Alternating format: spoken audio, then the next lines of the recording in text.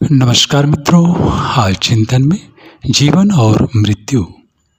मनुष्य को मृत्यु का भय असाधारण रूप से सताता है। अपने किसी प्रियजन का विछोह होने पर छाती फटने लगती है और प्रतीत होता है कि वज्रपात जैसा कुछ हुआ। यह विछोह कैसे सहन हो सकेगा? किंतु मनुष्य की मस्तिष्क संरचना ऐसी है जिसमें हर्ष शोक की हिलोरें सदा एक रस नहीं रहती। वे ज्वार भाटे की तरह आती तो हैं, पर समयानुसार उनका समापन भी हो जाता है। जिन प्रियजनों की मृत्यु हो गई, उनके बिना भी काम चलने लगता है। दूसरों से भी अधिक बड़ा भय अपनी मौत का है। यूँ यह आशा भी नहीं रहती है कि अपना मरण क्यों होगा। हमें तो अनंत काल तक वैभव भोगना है, विलास ही में डूबे रहना है और कामनाओं की पूर्ति का सरंजाम सदा जुटाते और भोगते रहना है।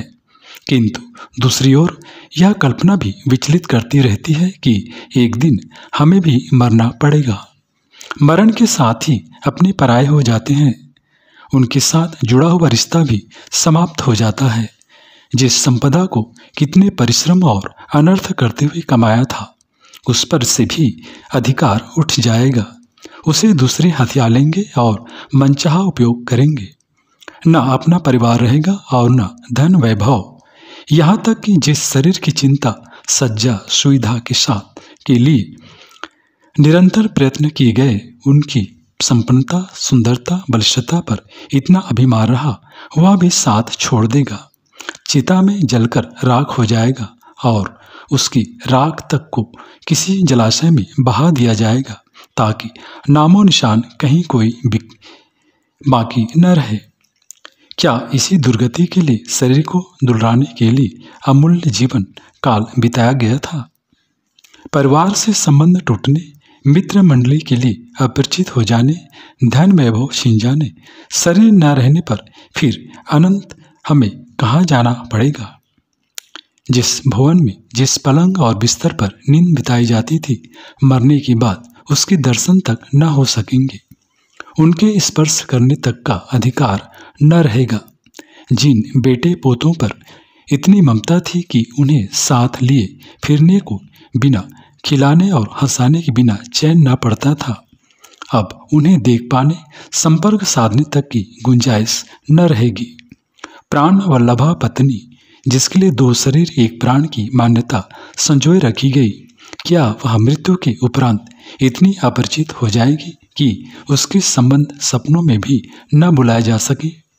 मृत्यु सचमुच एक बड़ी भयंकर है, इतनी भयंकर कि उसके उपरांत कहाँ रहना, कहाँ बसना, कहाँ समय गुजारना, इसका कुछ भी ठिकाना न हो। अंधकार का भय सभी को लगता है।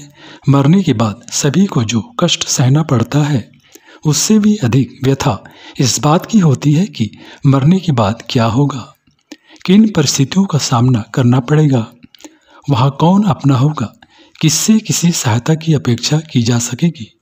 मित्रों, जीवन भर के क्रियाकलापों पर जब दृष्टि डाली जाती है, तब उसमें ऐसा कुछ दिख नहीं पड़ता जिसके आधार पर सद्गति की कोई व्यवस्था बनती हो। पेट और प्रजनन का ताना बाना बुनने में ही सारी आयुष झुक गई। फिर कुछ पुरुषार्थ किए भी तो वे मात्र अहंकार की पूर्ति के लिए। उनमें आतंक जमाने, छाप छोड़ने की ही लालसा सर्वोपरि रही। उसी के लिए चित्र विचित्र विडंबनाएं और प्रवंचनाएं खड़ी की जाती रहीं। ऐसी दशा में मरणोत्तर जीवन से सद्गति की आशा तो की ही कैसे जाए।